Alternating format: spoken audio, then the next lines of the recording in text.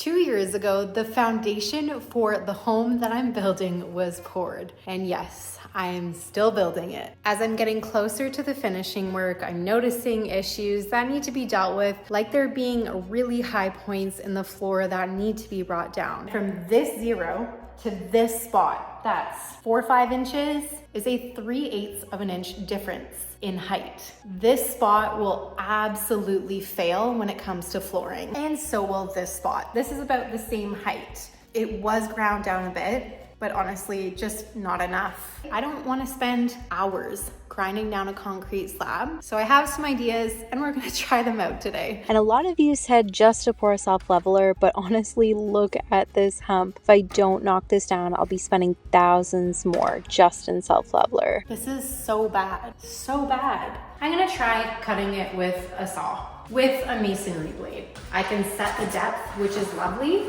and maybe I can try bashing out the sides of the hump using a jackhammer or a hammer drill.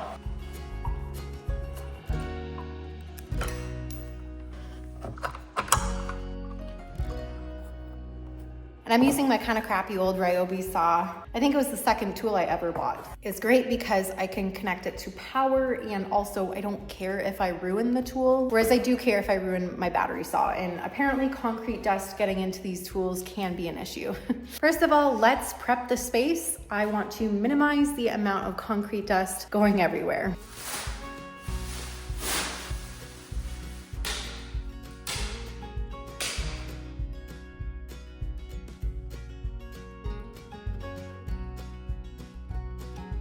I left my respirator in here.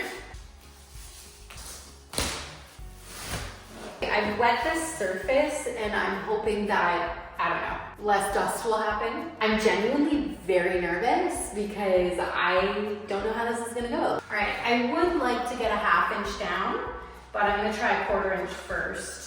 And you might be wondering, why are there such bad humps in the concrete to begin with? And I can say it was just such a crap storm of so many different things going wrong, from the foundation being too thick because the P-stirrups were bent too big. So the top of the concrete was drying really quickly, but you couldn't walk on it because it was so thick that you would start sinking through and breaking through the hard top. Plus, some of the loads of concrete were not great. And now I'm left to pick up the pieces.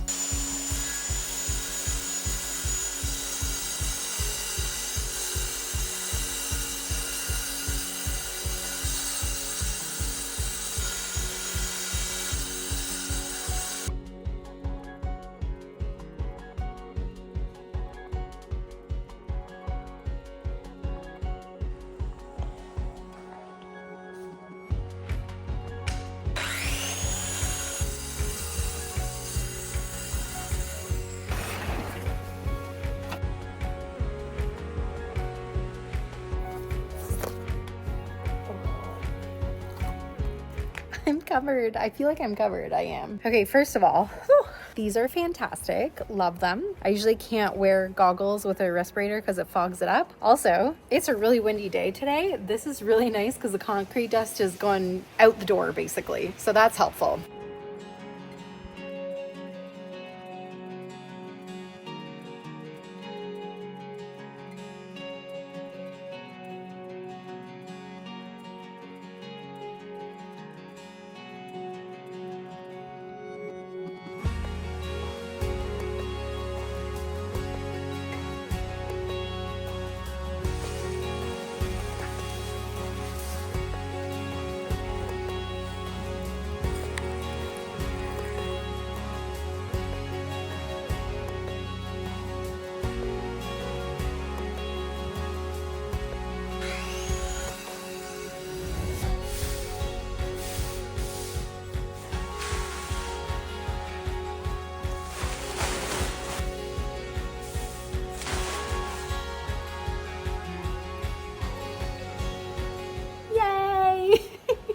Oh, and it's so beautiful out. I just went and borrowed my neighbor's hammer rotary drill, and he has a chisel. So there's a little bit of savings there, not having to get a chisel. So from what I can remember, it doesn't turn on unless you put pressure on it, but I could be wrong.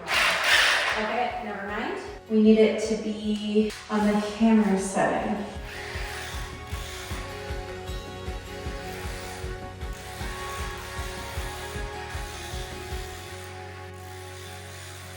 Hey, I should probably get my face mask back on, but I think this will work pretty well. I could have purchased like a bigger paddle, but I mean, it's easier than just using a hammer.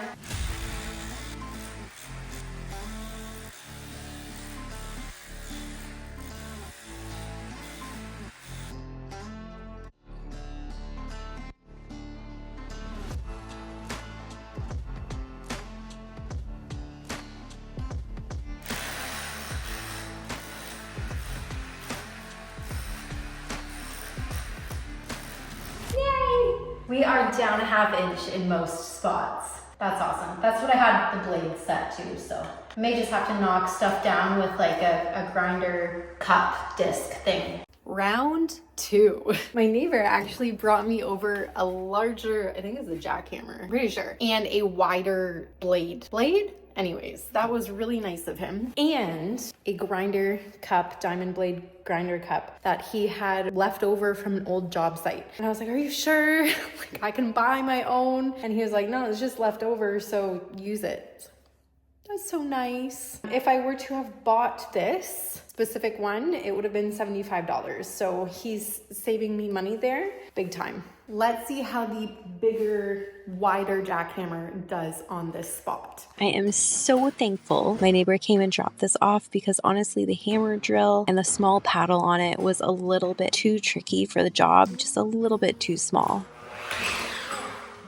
And as you can probably tell, having a 3-inch paddle for the jackhammer is working very well, although it's definitely back-breaking and very heavy.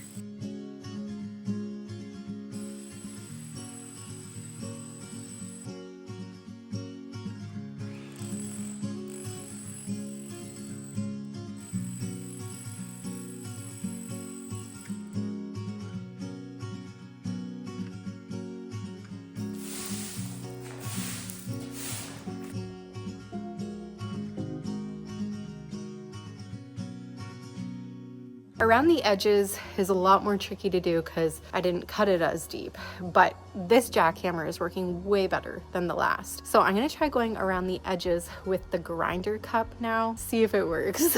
I guess the only thing I'm worried about is that there are just like lumps and bumps everywhere, and is it going to ruin the blade? I don't know.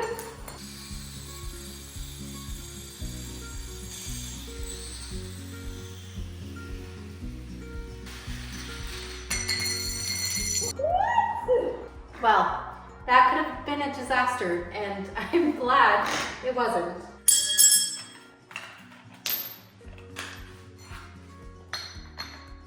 Oh, you literally can't put this guy on to lock it in. So that kind of sucks a lot, and kind of unsafe in my opinion, but I think I just have to move forward and just be careful. Maybe this is normal, and if you just keep pressure on it the whole time, it's not gonna undo.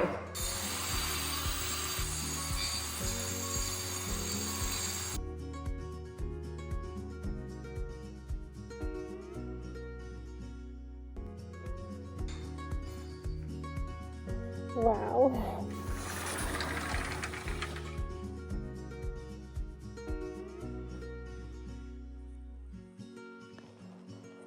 I am so thankful for leftovers today. And if you're like, oh my gosh, what a strong woman. I literally just almost fell asleep on the couch after eating. I am so sore. Back to it. As much as I want to use the grinder, this is so dusty and honestly, it takes a lot of work grinding it down. So I'm going to go back in with that jackhammer. Even though it's a lot heavier and a lot more tricky on the back, it takes a lot less time just getting those edges feathered out with the jackhammer versus trying to grind it all down. The grinder will come in handy for when I need to just knock down 1/8 of an inch in certain spots.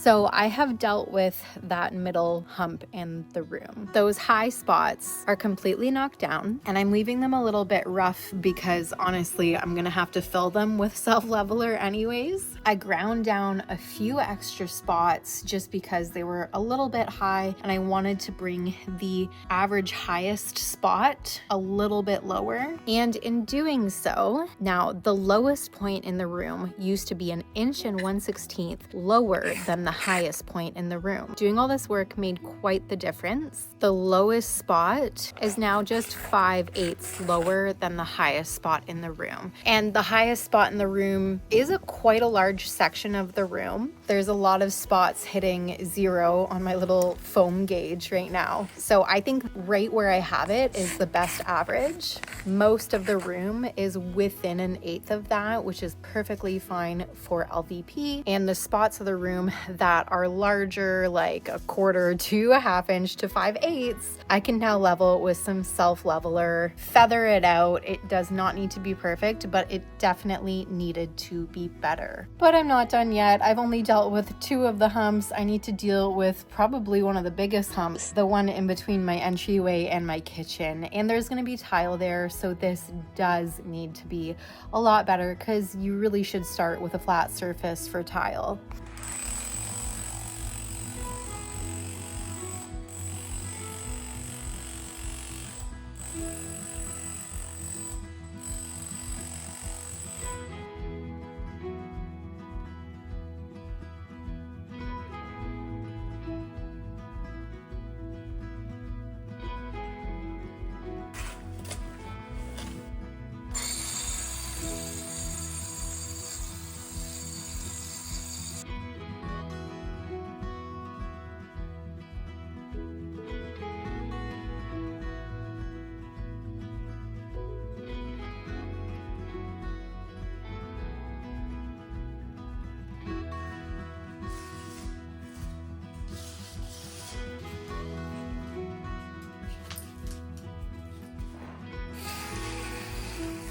This spot is still really messed up. That was actually ground down before I put the walls up. I just wish I put the effort in before I even framed the house. I wish I looked into this. I wish I cut it all back then. It would have made life now so much easier. I'm pretty frustrated, and I kind of just have to taper the rest because this is a lot higher. This is actually the highest point in the room, but it's too close to the wall for me to be able to cut it out and jackhammer it out. I don't know. Maybe I'll try a bit more. It's time to finish this day off. I almost got it all done. There's just that one little corner that's bothering me. I think I need another half day. Good morning. I'm exhausted. So most of the room is fixed now, other than a few spots.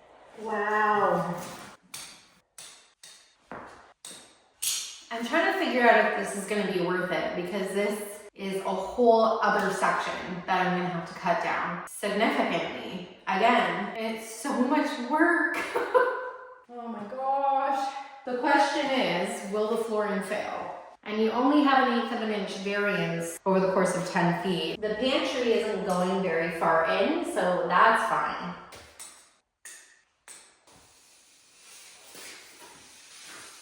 Good, it's a little concrete dusty in here. It's a little dusty. What the hell are you doing? What in the world? Checking to see if the rocks are in there. Oh man, I went up high there. Holy smokes. Felt like I was stepping up a whole flight. I think you're your own worst enemy. Yeah, probably. Yep. Craig is picking up his drywall lift. I want my crap back. I'm just gonna go for it one more time. Fingers crossed it's the last time.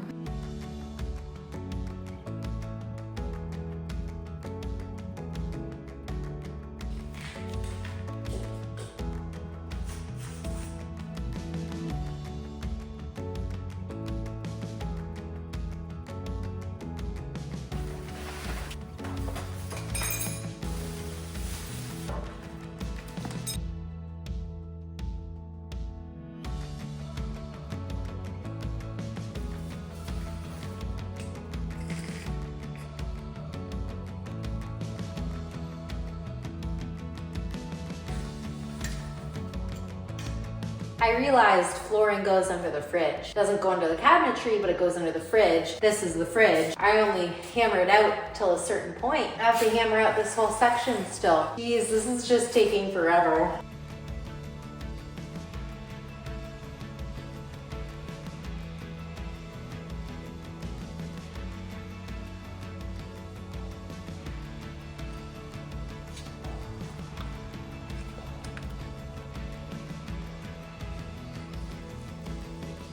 I don't even think I finished off my vlog yesterday. I was just so tired, but I'm pretty sure most spots are done. I need to do a solid cleanup right now because there's dust everywhere. There's piles everywhere. I'm so sore. I literally napped for an hour at the end of the day yesterday and got Cam to order dinner because I just could not stand up. I had no energy to make dinner. I was so tired. So here's to a new day. Hopefully a little bit of an easier day.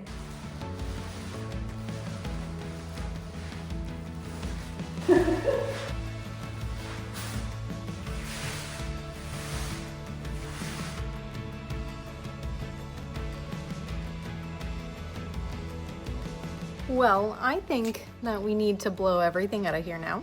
Everything is covered in concrete dust, like the ceiling, the walls, everywhere. There goes nothing.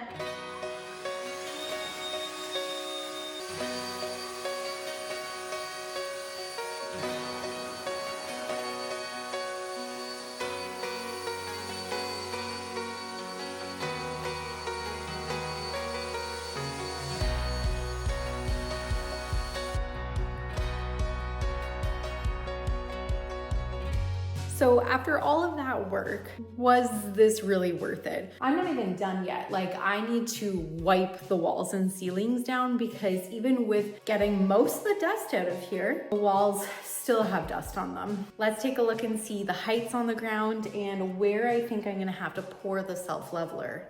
This was a lot of work, but most of it's flat now in this section. I'm gonna put a 0 where it doesn't need self-leveler and measure the height of how much self-leveler I need in each spot. So we've got a 0, a 0, an 1/8, and a 0, a 1/4, and 1/8.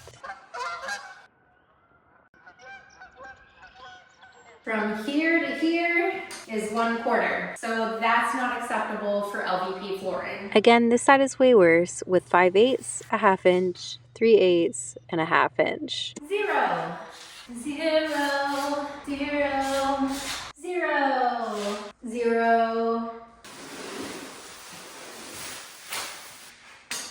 Oh my gosh. So this side of the house was the worst side. It was the worst pour. I don't even know what to say. From the highest point in here, which is, by the way, at this door, it's right at the entry of our bedroom. There's an inch difference between the door and the spot, which is 3 feet away. And in order to get the rest of the house down to what this room is at, I would be jackhammering and grinding for weeks. So that's not worth it. But what's crazy to me is that I've already brought this room down by almost a 1/2 inch. I think it's around 3/8 that I brought it down from the highest points.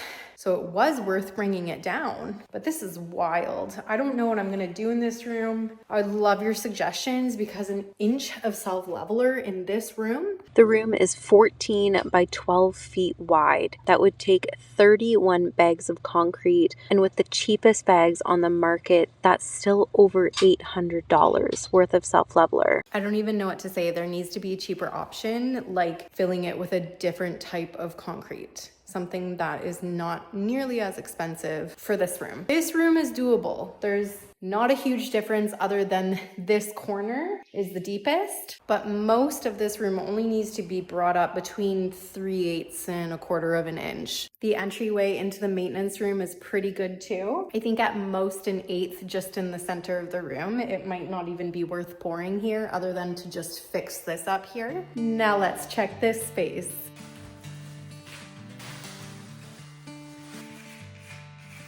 7/16, 3/8, 7/16. It's all around 3/8. 3/8, back. 0. This here dips down and comes back up and then dips down again. The worst being 3/8 and 1/2 of an inch. And yes, I can feel it when I'm walking in the rooms. I can feel the dips, and I've always been able to, and I just ignored it, which was a terrible decision. I should have dealt with this long before all the insulation, all the framing even. I could have just bit the bullet back then and did self-leveler and knocked the high spots down. So do you want to know, was it worth it knocking those high spots down?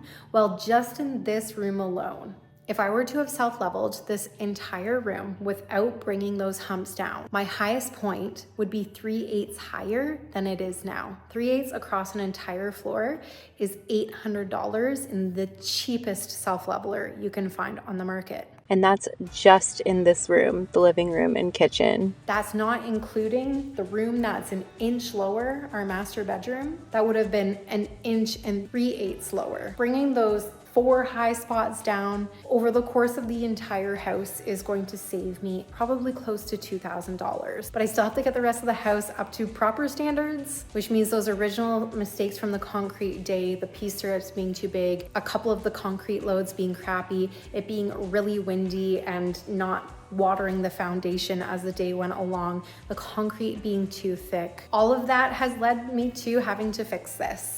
I don't know, it sucks being the only person held accountable for this.